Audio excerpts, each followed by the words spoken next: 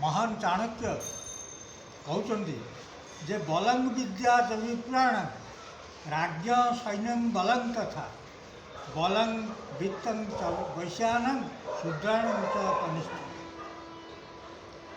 एठी चाणक्य कहते जे ब्राह्मण मानकर बल हूँ विद्या।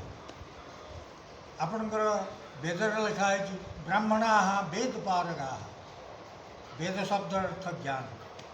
ब्राह्मण मानकर शक्ति हूँ विद्या। राज्ञ सैन्य बल तथा राजांकर बल हूँ सैन्य सामने। सैन्य सामने नहले से निज देश को रक्षा करेंगे तेणु राजार बल है सैन्य सामने। बलं वित्तं च वैश्यान वैश्य मानकर जो माने तांकर बल है धन संपत्ति।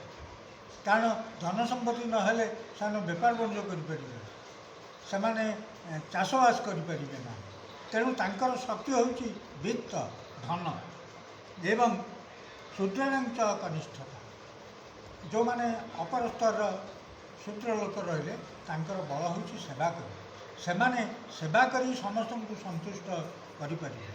तेणु गीतार मध्य भगवान कहते चातुर्वर्ण्यं मया श्रेष्ठ गुण कर्म विभाग सह।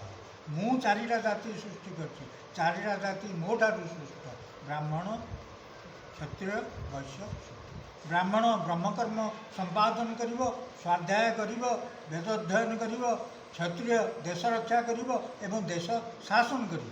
से राजा बाह्य शत्रु आक्रमण देश को रक्षा करिव प्रजा मान को पालन करिव शासन करिव। वैश्य गाई गो संपद रक्षा करिव वाणिज्य करिव बेपार वाणिज्य करिव एवं कृषि करिव। शूद्र लोक तीन जातिर सेवा करी से आनंद श्याम रामचंद्र की।